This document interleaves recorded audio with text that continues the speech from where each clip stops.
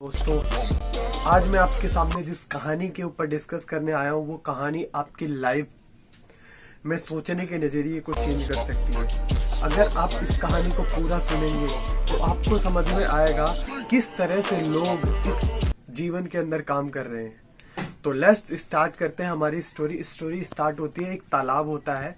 उस तालाब के अंदर 3 मछलियां होती हैं। 3 मछलियां होती है, उनका नाम होता है, एक का नाम होता है बुद्धि, एक का नाम होता है अबुद्धि, एक का नाम होता है अर्धबुद्धि। मतलब 3 मछलियां होती हैं, तीनों का नाम होता है और तीनों मछलियां उस छोटे से तालाब में अच्छी तरीके से रह रही होती हैं, अपना जीवन यापन कर रही होती हैं। लेकिन एक दिन क्या होता है, उस तालाब के अंदर एक मछुआरा पहुंच जाता है। और मछुआरा बेसिकली करता क्या है, मछुआरा अपने जाल को फेंकने के लिए तैयार होता है। मछुआरा अपने जाल को फेंकने के लिए तैयार होता है। वो बोलता है कल मैं इस तालाब के अंदर आऊंगा और इस तालाब के अंदर जितनी भी मछली है मैं उन सारी मछलियों को अपने जाल में फंसा कर ले जाऊंगा।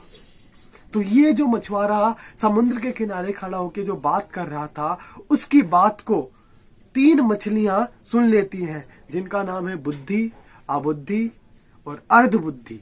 इन तीनों मछलियों ने सुन लिया। इन तीनों मछलियों ने डिसाइड क्या किया, कल जब मछुआरा आएगा तो हमें भी पकड़ के ले जाएगा, हमें भी जाल में फंसा के ले जाएगा। तो ये तीनों आश्चर्यचकित भयभीत हुई और इन्होंने प्लानिंग करना स्टार्ट किया। तीनों ने अलग अलग प्लानिंग की। सुबह का समय हुआ, मछुआरा आया। मछुआरा जैसे जाल फेंकने जा रहा था, वैसे ही बुद्धि ने नदी से छलांग मार के उसके पैरों के पास जंप की, उसके पैरों के पास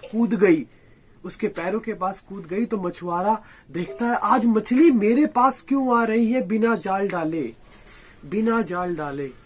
जैसे ही मछुआरे ने मछली को उठाया, मछली को उठाने के बाद देखा उसकी सांस नहीं चल रही थी।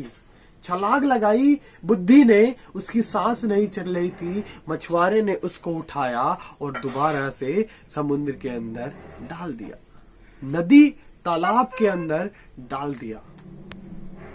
दिया। वैसे अर्धबुद्धि उसको देख रही थी कि बुद्धि बहन क्या कर रही है, बुद्धि मेरी सहेली क्या कर रही है।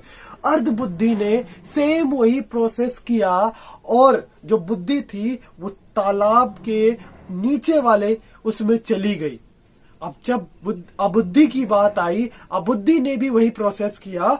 वो भी समुद्र से तालाब से छलांग लगा के जो जाल फेंकने वाला आया था मछुआरा, उसके पैरों के पास गिर गई। लेकिन उसको पता नहीं था कि बुद्धि ने क्या किया था। वो उसके पैरों के पास पहुंच गई तो मछुआरे ने उसको उठाया। उठाने के बाद देखा इसकी सांस चल रही है। जीवित मछली चाहिए थी मछुआरे को। मछुआरे ने अपना थैला खोला और थैले के अंदर उसको डाल दिया। लेकिन मछुआरा एक काम करना भूल गया, उसको बंद करना भूल गया।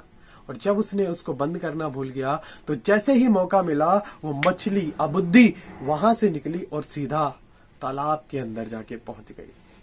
लेकिन उसकी तीसरी सखी, जिसका नाम अबुद्धि था, जिसके पास बुद्धि नहीं थी, उसने भी वही प्रोसेस फॉलो किया। वो भी नदी से छलांग मार के बाहर निकली। लेकिन हुआ क्या, इस बार मछुआरे ने उसको उठाया, ये भी नहीं देखा कि सांस चल रही है या नहीं। उसने क्या किया, उसने उसको अपने थैले के अंदर डाला। और जो गलती उसने दूसरी बार की थी कि उसने जो झोला था उसका मुंह नहीं बंद किया था, उसने उस मुंह को बंद कर दिया। और जब उस मुंह को बंद कर दिया तो वो मछली, आपको पता है, तालाब के अंदर दोबारा वापसी नहीं आई। और उस मछुआरे ने उस मछली का बाद में खा के उपभोग कर लिया। माय डियर फ्रेंड, दोस्तों, आज के समय में हम सभी लोगों के साथ ऐसा हो रहा है। 99% पीपल के साथ ऐसा हो रहा है।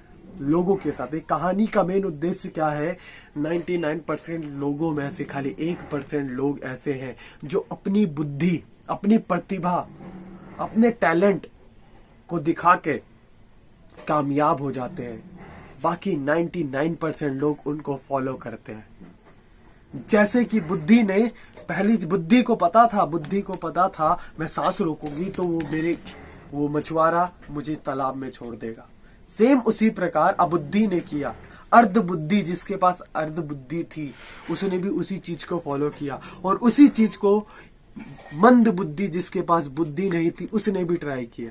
लेकिन जिसके पास बुद्धि नहीं थी वो मारी गई और अर्ध बुद्धि और बुद्धि दोनों बच गए। इस कहानी का मेन उद्देश्य क्या है? मेन मोटिव क्या है? माय डियर फ्रेंड, आपको सफल होना है तो अपने बनाए हुए सक्सेसफुल फुल अप्रूवल तरीकों का पालन करें। अपनी पढ़े अंदर देखें कि आप क्या कर सकते हैं। अगर ये सारी चीजें फाइंड आउट कर लेंगे तो आपको सफलता आपसे दूर नहीं। सफलता उसी को मिलती है जिसकी तैयारी अच्छी होती है। सफलता उसी को मिलती है जिसकी तैयारी अच्छी होती है।